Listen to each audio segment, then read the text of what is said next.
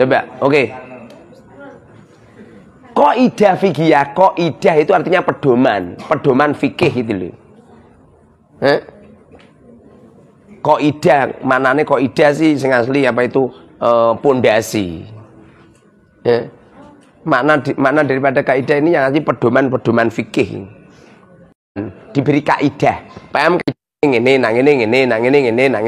gitu loh. Namanya kaidah. Seperti contoh ada kaidah gini, kullu qardin jarun naf'an fa riba. Setiap hutang yang diambil keuntungan itu riba. Temanmu ngomong gini, Kang, aku utangi 1.000 lah. Uangku habis sih, aku pengen pulang besok. Lalu kamu ngomong gini, ya udah nggak apa-apa tak utangi, tapi aku bejeti dikit ya. Ini kamu ngutangi orang mengambil keuntungan. Itu hukumnya haram. Kenapa haram? Firman Allah Subhanahu wa taala di dalam Al-Qur'an, "Wa ta'awanu 'alal birri wa taqwa." Semestinya kita ini harus tolong menolong, antar teman itu tolong menolong, ora kok terus mbok tekek ngono ki. Nolong jan bukan menceti. Apalagi nolong kemudian ditarik keuntungan uang. Lah itu haram itu. Itu namanya paham? Itu namanya kaidah. Kaidah lagi gini. Al-khuruj minal khilaf mustahab. Keluar dari pertentangan pertikaian para ulama itu sunnah. Artinya begini loh. Artinya begini loh. Semisal ya. Ini semili kiti gawe rebutan Fahri karo kowe. Sing apik kowe ngalah, paham? Ora sampe melu keroyokan. Menang Fahri. Semisal begini. Jadi ada kaidah gini, al-khuruj minal khilaf mustahab. Contoh ya, kepiting itu ada ulama yang mengatakan halal. Alasannya kepiting ini adalah hidup di satu alam, yaitu di alam laut. Sementara ada ulama yang mengatakan hanya sekedar di air. Buktinya di pasar-pasar orang jualan kepiting tidak di dalam air itu masih hidup. Nyampe pasar itu tutup belum kepitingnya masih hidup. Bahkan kamu beli, kamu bawa pulang itu masih hidup. Percaya nggak? Ya. Lalu ada ulama yang mengatakan itu haram. Berarti kepiting itu bisa hidup di dua alam. Di waktu terjadi dua ulama yang beda pendapat, kamu keluar aja. Maksudnya keluar piye? Apa keluar kok masjid? Malah ngono. Maksudnya keluar masjid maksudnya keluar itu artinya kamu nggak usah makan kepiting. Kalau kamu makan kepiting, maka kamu akan melanggar aturannya ulama yang mengatakan haram. Tapi kamu kalau makan kepiting melanggar peraturan ulama yang mengatakan haram. Tapi kalau kamu tidak makan kepiting, aman. Tidak makan kepiting, tidak melanggar yang menghalalkan. Sebab yang menghalalkan itu mereka tidak mewajibkan makan kepiting. Paham? Yang mewajibkan makan kepiting malah cangkamu kecapet karo. Ini al-khuruj minal khilaf mustahab. Keluar dari perkhilafan ulama itu disunnahkan. Itu contohnya banyak itu. Kalau pengen paham betul nanti ada asbah wan nadhair.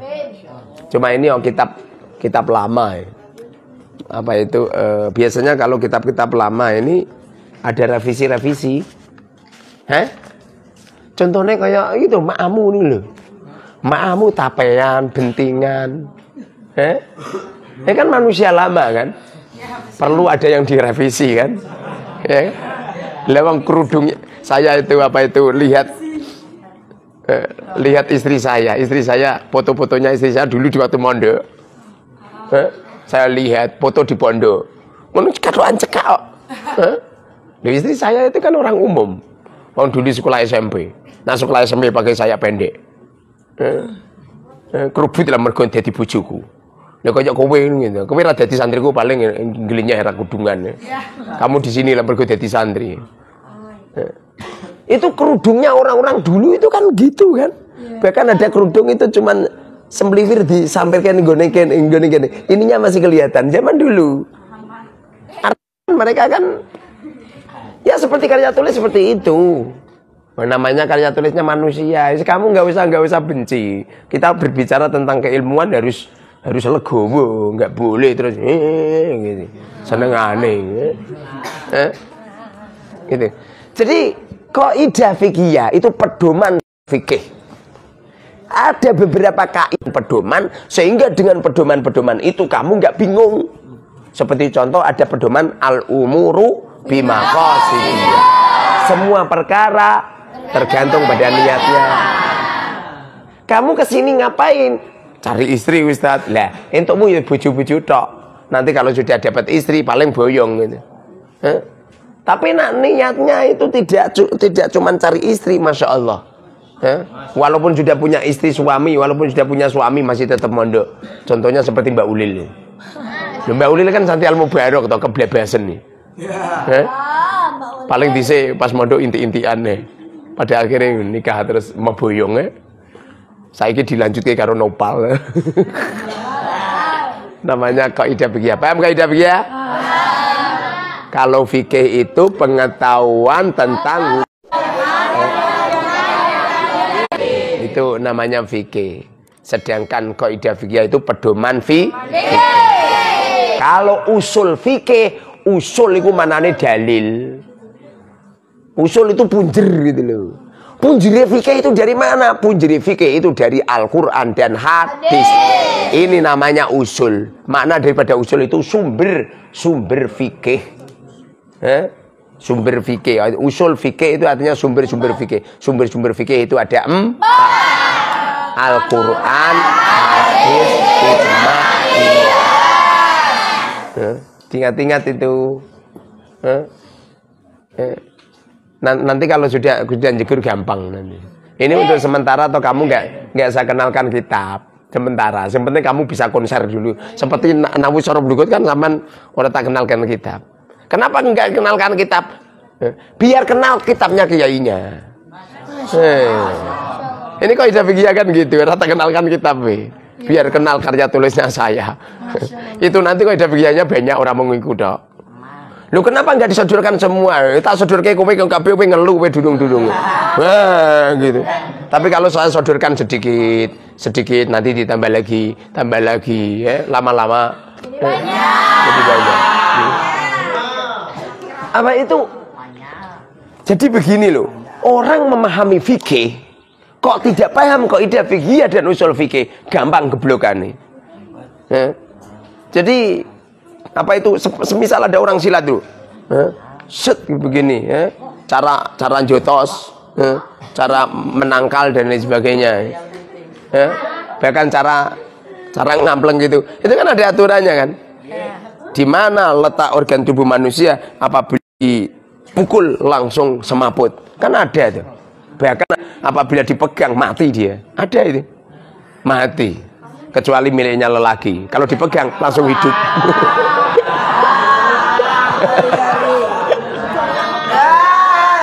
Tidak percaya. Coba perempuan ininya perempuan itu sama tabuk langsung mati dia. Kalau nggak percaya bukti kendang. Ayo praktek. Mati.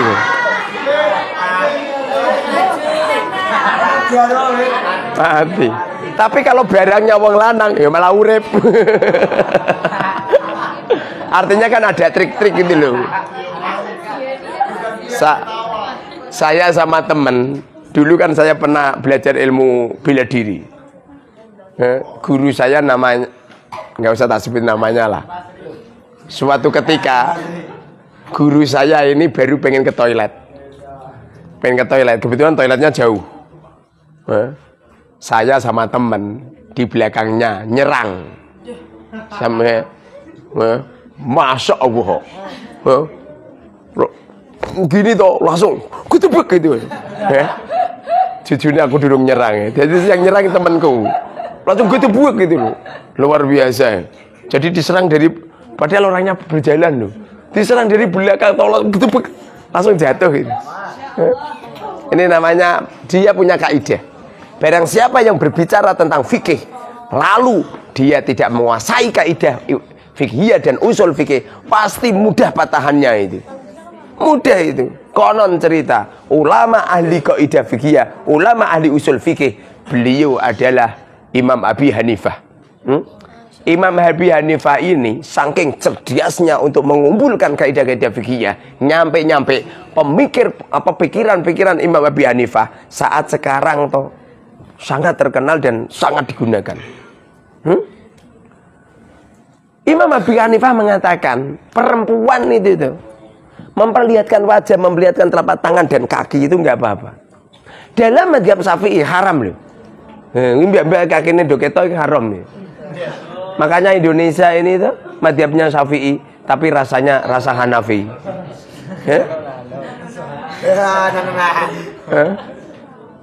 Mazhabnya katanya Syafi'i tapi rasanya rasa Hanafi.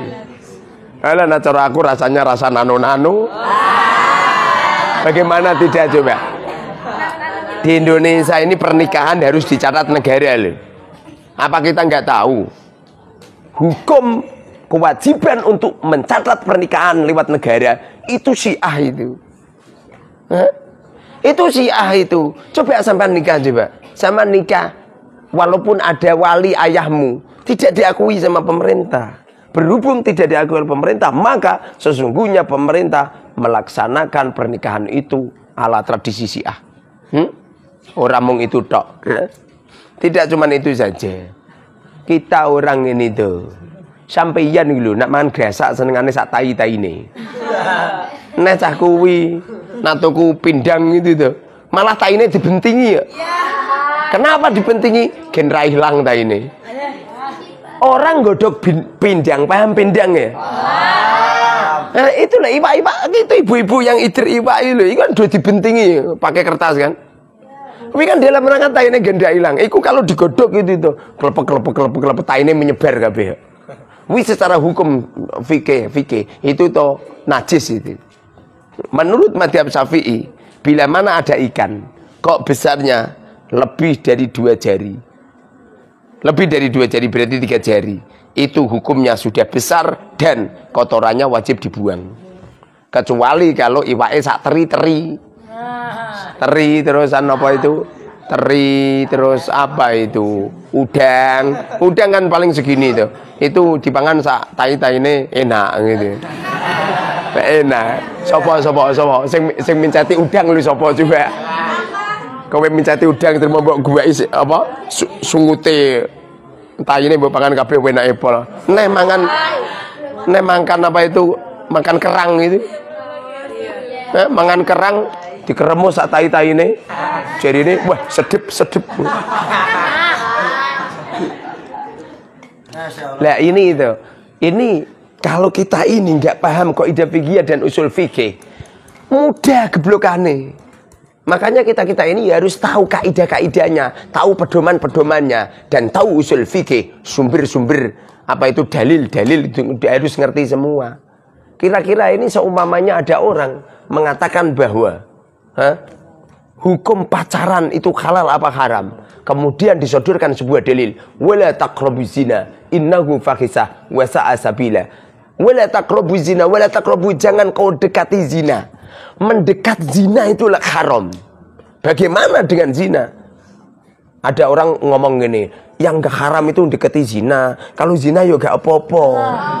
Di Al-Quran dan wala taqrabuz zina, jangan dekati zina. Pacaran, SM gak apa-apa. Tapi kalau zinanya halal. Kowe kira genah lho, mendekati zina saja haram apa meneh zinane. Tapi kan doa Qur'ane rumangsamu. Orang genah. Makanya di sini kan butuh pemikir-pemikir. Lah ini santri-santri itu semestinya itu dikenalkan semacam ini. Biar ngerti gitu loh, ngerti al-umuru bimaqasidiyah. Berarti kalau ada orang melakukan ibadah tanpa diniati, maka ibadahnya tidak sah. Bahkan apabila ada orang melakukan ibadah, melakukan ibadah, dan ibadahnya tidak diniati, maka tidak mendapatkan pahala. Bagaimana kaidahnya? Awaba illa biniyah. Ada orang sholat lupa niat, sah nggak sholatnya? Tidak sah. Bagaimana kaidahnya? Al umuru bimaqasidiha. Semua perkara tergantung pada niatnya. Ada orang bilang gini, yang udahlah pulang sana, pulang sana, pulang sana. Kira-kira ini terjadi talak enggak? Enggak. Bagaimana kaidahnya? Fil uqudi.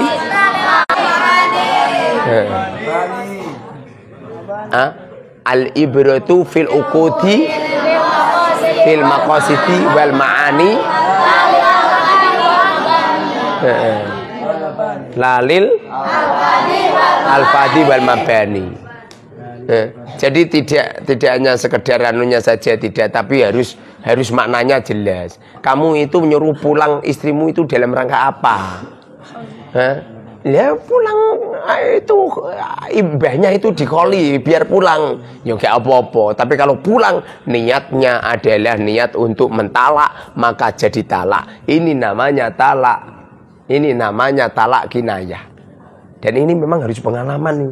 Makanya lama-lamaan belajar itu ya di waktu fikih. Orang aku arbuain terus ya. Irang genah ya. Bagaimana kamu akan jadi mufti ya? Makanya ngaji arba'in rasa lama-lama 40 hari ngono. Kenapa pondok sini ada bahasa al-mubarak al-arba'in. Al-mubarak itu artinya kajian berbasis takhasus. Artinya santri itu dikejar target untuk memahami cepet-cepetan ngalim. Nomor 2 arba'in. Makna dari arba'in adalah mondoke mung 40 dina tok. Yang pasti di sini ini toh ada santri yang mondoke mung 40 dina tok. Bahkan ada yang sudah 40 hari tapi mau mulih wonge. Ada. Dari Medan ya, banyak itu. Pak Yainya bilang, Pak Yai, santri saya kok malah nggak mau pulang ke Yai. Pak Yai ini nambah berapa iurannya ke Yai? Tak jawab rasa bayar.